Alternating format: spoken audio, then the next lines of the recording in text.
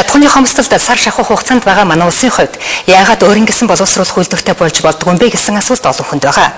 Энэ асуудлын эргэн тойронд албаныхан өнөөдөр хэлэлцүүлэг зохион байгууллаа. Стратегийн чухал салбар учраас нефт боловсруулах үйлдвэр байгуулахдаа заавал төрийн оролцоотой байх ёстой гэсэн бодлогыг засгийн газар барьж байна. Харин өөрийнхөө хөрөнгөөр хувийн үйлдвэрээ байгуулах сонирхолтой компаниуд ч олон байна. Хэдхэн хоногийн өмнө энэ асуудлаар улсын их хурлын гишүүн Алтан гэрэл Гамбиам нарын гишүүд нефтийн үйлдвэр байгуулах талаар засгийн газрын тогтоолыг санаачлан танилцуулсан.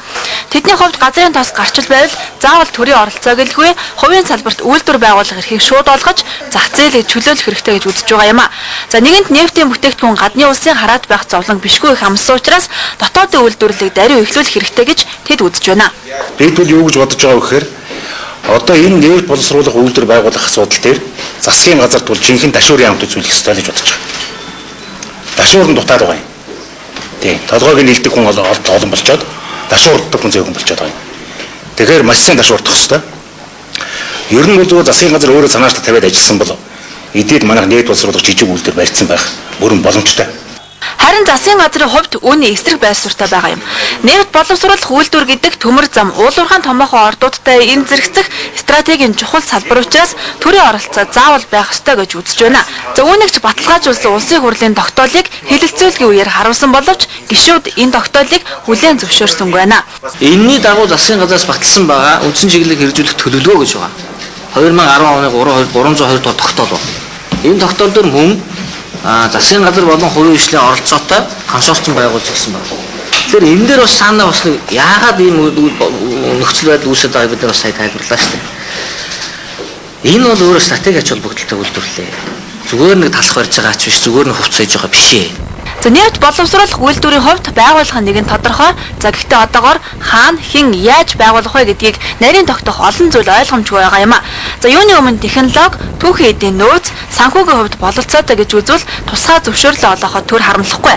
За гэхдээ үйлдвэрт төрийн оролцоо байх ёстой гэсэн шаардлага тавьж байгаа юм. Одоогийн байдлаар 17 компани тусгай зөвшөөрөл авах хүсэлтээ гаргасан. Тэдний 3 нь ерөөсөө боломжгүй гэдэг хариулт өгчихсөн байгаа. Харин 13 нь боломжийн гэдэг хариулт авсан. За яг албан ёсны тусгай зөвшөөрөлтэй 4 компани үйл ажиллагаа явуулж байгаа юм а. Жишээг нь хэлээ л да. Нэг нь Эрдэнэ хотод байгаа 50 мянган тонны хүчин чадалтай хийн конденсатын үйлдвэр байна. Тэр өнөөдөр жишээлбэл сая хүртэл 700 тонн хийн конденсат оруулж ирээд бүтээгдэхүүнээ үйлдвэрлээд гаргаж байна.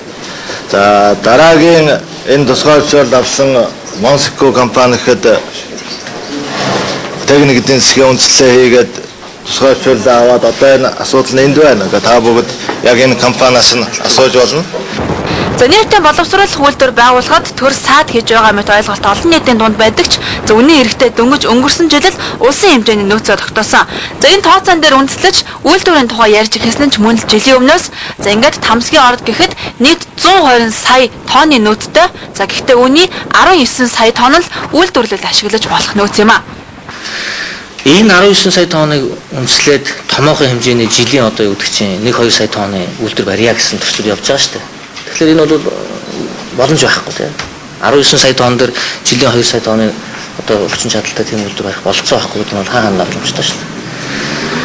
Одоо харин нодон жил бид нар энэ нөөцийг баталсан учраас эхний ээлж нь зүүн бүсийнхаа 3 аймгийн хэрэгцээг хангах жижиг оврын үйлдвэрийг барья гэдэг асуудлыг одоо засгийн газар төгсөн байна. За хань санхүүжилтийн хувьд нефтийн үйлдвэр гэдэг талхны үйлдвэр биш болохоор асар их хөрөнгө шаардлагатай. Өнөөдрийг хэлэлцүүлэхэд 2 компани төлөөлөл иржээ. За нэг нь Дорнод аймагт үйлдвэр байгуулах саналтай байгаа Хит гэдэг компани. Энэ үйлдвэр 50 сая $50 зардалтай гэсэн тооцоотой сарын өмнө газрын зөвшөөрлөө авсан. Одоогоор техник эдийн засгийн үндэслэл бүрэн гарч дуусаагүй байгаа. За хувийн байгууллага өөрийн хөрөнгөөр үйлдвэр байгуулах сонирхолтой байгаагийн нэгэн жишээ энэ болж байна. За харин нөгөөх нь Монгол Сико гэж компани за аль 2007 оноос эхлэн энэ зөвшөөрлийг хөөцөлдөж байгаа юм а. За төрийн өмчийн байх гэсэн засгийн газрын зарчмыг дэмжиж байгаа юм байна. Гэхдээ $600 сая дэмжлэгийг засгийн газраас хүссэн юм байна. За яагаад 2 сая тонны хүчин чадлыг авсан гэхээр одоо манай Эрдэнэ соёлын яам газрын тосны боловсруулсан газрын тосны салбарын бодлогын баримт бичигдэх болвол газрын тосны бүтээгдэхүүний хэрэглээ 2015 онд сая 500 мянга төгрөг За 2018 онд бол сая 700 мянга төгрөг байгаа юм. Жижиг үйлдвэр барина. 120 мянган тонн жилийн 120 мянган тонны боловсруулалтын хүчин чадалтай жижиг үйлдвэрийг барина. Манай ажил одоо явагдаж байна. Газраа авчихсан, сая дуудлагаар ороод газраа авчихсан байгаа техник эзэн засгийн үндэслэхээ дагуу тооцоо судалгаа хийгээд Америкт үйлдвэрээ захиалах шатндаа явж байна. За энэт байр суурийн зөрчил их байгаа ч ямар ч тач 2015 он гэхэд манай улс нефтийн үйлдвэртэй болно гэдгийг газрын усны газрын дарга амар сайхан болоод салбарын сайд зоригтнаар ам нэгтэйгээр батлаж байгаа юм а. За гэхдээ энэ үйлдвэрийг хангах нөөцийг нэгэнт дотоодоос хангах боломжгүй хүрэлцээг байгаа учраас гаднаас авах их өсрөөч мөн тогтоосон гэж байна. Тэгээд эхний байдлаар ихэд 2003 онд Роснефтээс Монгол улсад боловсруулах үйлдвэр байгуулсан тохиолдолд түүхэд бас авна гэдэг. 2005 онд энийг баталгаажуулсан. За 2007 онд Монгол улсын ерөнхийлөгч энх хоёр Арабын орнуудад айлчлахад тэр үед 3 улсаас сая тонн түүхэд бас авна. Монгол улсад үйлдвэр боловсруулахад хэрэгтэй гэж их усрыг бий болгосон.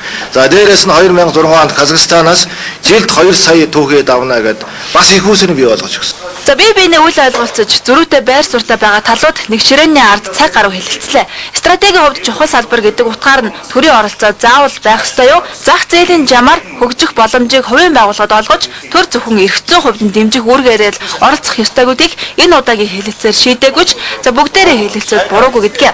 За бодлого гаргахад ярилцах нь хамгийн чухал гэдэг үлээ. Өндөр 2 Баатар нар мэдээллээ.